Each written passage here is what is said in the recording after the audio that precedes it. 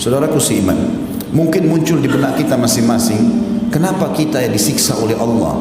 Bukankah kita umat Islam? Kenapa Aceh yang kena tsunami? Mayoritasnya Muslim. Kenapa Indonesia yang kena bencana? Mayoritasnya Muslim. Apa masalahnya? Maka jawabannya renungi hadis-hadis ini teman-teman. Allah subhanahu wa ta'ala akan menghukum pelanggar-pelanggar tanpa melihat dia Muslim atau dia kafir.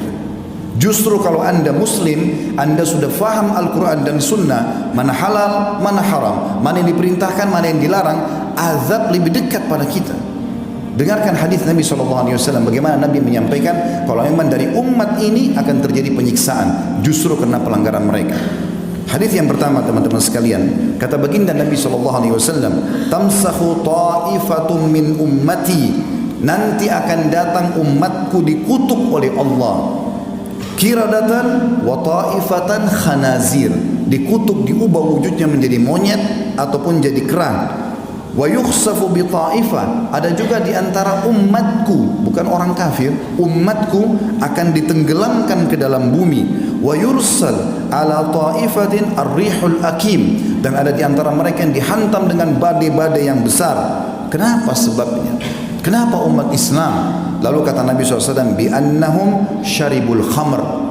Permasalahan pertama mereka adalah mereka rame-rame mengkonsumsi khamr. Khamr teman-teman bukan cuma minuman beralkohol. Semua yang bisa memindahkan akal manusia dari normalnya namanya khamr. Makanya ulama fikih memberikan definisi khamr adalah kullu ma yukhammirul akal, semua yang membuat akal keluar dari jalur normalnya. Makanya narkotika pun masuk dalam khamr. Sekarang jadi peredaran, jadi tempat-tempat yang luar biasa, tempat orang mengkonsumsi, bisa mendapatkannya, bisa menjualnya, bisa segala macam hal. Tersebar khamr, penyebab pertama. Yang kedua, walabisul harir, dan para kaum laki-laki mereka berlumba-lumba menggunakan sutra. Teman-teman sekalian, mohon maaf saya menyampaikan ini. Sutra ini dianggap sebagai pakaian orang kaya, dan kalau sudah kaya seperti tidak pantas kalau tidak pakai sutra. Dengarkan baik-baik saudaraku muslim. Nabi SAW pernah mengangkat benda di tangan kanannya, tepatnya emas.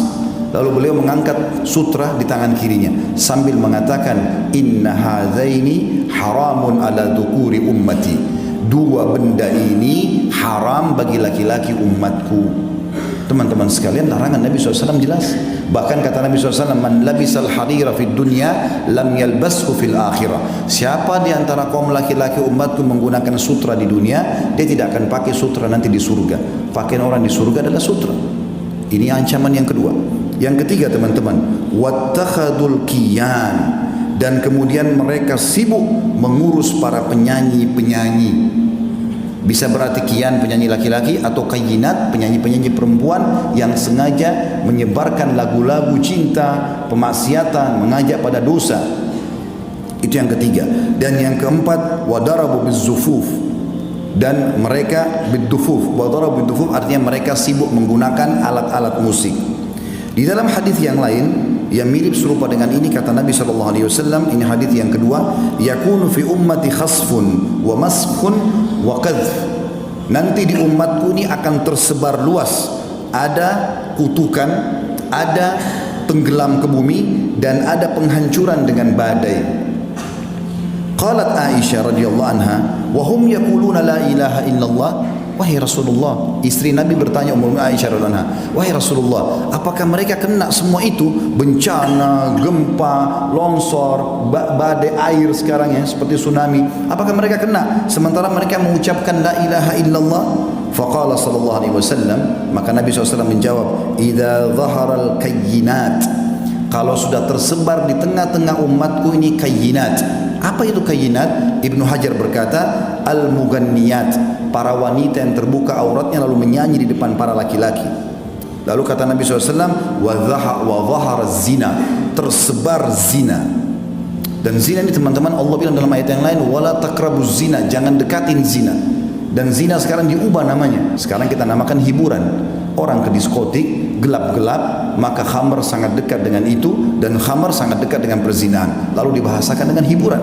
Di sini sudah disebutkan oleh Nabi SAW 1400 tahun yang lalu penyebabnya.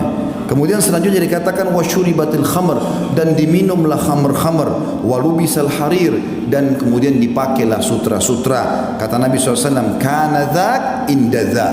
Kalau itu terjadi, pasti terjadi juga pada umatku.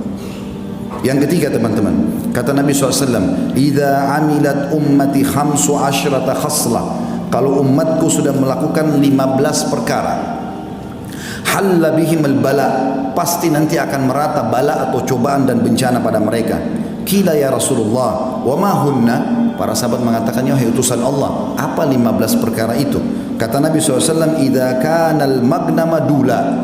Kasus pertama itu adalah kalau pendapatan negara sudah disalahgunakan. Yang kedua, wal amanatu magnama, dan kalau amanah sudah dijadikan sebagai sumber pendapatan, sudah hilang di benak seorang muslim bagaimana dia bersiap sosial, bagaimana dia membantu saudaranya muslim dengan mengejar pahala, tapi semuanya harus ada pendapatan. Tidak ada namanya membantu dengan cara sosial. Amanah sudah dijadikan sebagai pendapatan. Selanjutnya wazakatu magrama, zakat dijadikan sebagai sumber hutang. Jadi akhirnya zakat yang dia diberikan kepada orang-orang tertentu malah dijadikan utang oleh orang-orang kaya. Selanjutnya wa ata'ar rajulu zaujatah, dan suami-suami sudah mulai tunduk dengan para istri-istri mereka, walaupun itu haram tetap dia patuhi istrinya sementara Allah mengharamkannya. Wa akka ummah, sampai pada tingkat dia durhaka dengan ibunya. Wa barra sadiqahu, dan juga pada saat itu terjadilah orang-orang sangat setia dengan teman-temannya atau sahabatnya. Wa jafa abah, dan dia cuekin ayahnya. Wartafa'atil aswat fil masajid, mulailah masjid digunakan untuk mengangkat suara-suara selain ibadah kepada Allah. Wa kana zaimul qaum ardhaluhum, juga masuk dalamnya adalah kalau satu kaum sudah dipimpin oleh orang yang terbodoh di antara mereka. Wa akramur rajuli makhafata syarrah, dan muncullah orang-orang yang dihormati justru karena ketakutan saja, bukan karena kualitasnya. Jadi secara kualitas sudah hilang, ini hanya karena ketakutan masyarakat, maka terjadilah kepatuhan. Wa syuribatil khamr, dan diminumlah khamr. Wa lubisatil harir, digunakanlah sutra-sutra. Wa tukhidatil qiyan, dan para penyanyi menjadi idola dan rujukan. Wa la'ana akhir hadil umma awwalaha, lalu umat ini yang di akhir zaman sibuk melaknat dan menyala-nyalakan umat-umat yang pertama, maksudnya para sahabat Nabi. Ya, mungkin kita sudah tahu sama-sama ada sebagian kelompok yang mengaku Islam sengaja menghina-hina para sahabat Nabi ridwanullahi alaihim yang mestinya jadi rujukan. Maka kata Nabi SAW, fayartaqibu inda dzalik, maka pada saat itu mereka akan ditimpa rihan hamra, akan datang pada mereka badai yang membawa kemerahan. Sebagian ulama mengatakan badai pasirnya merah, atau mungkin badai yang mendatangkan kebakaran. Wa khasfan, dan mereka dikutuk. Wa khasfan itu ditenggelamkan di bumi. Wa maskhan, diubah atau dikutuk.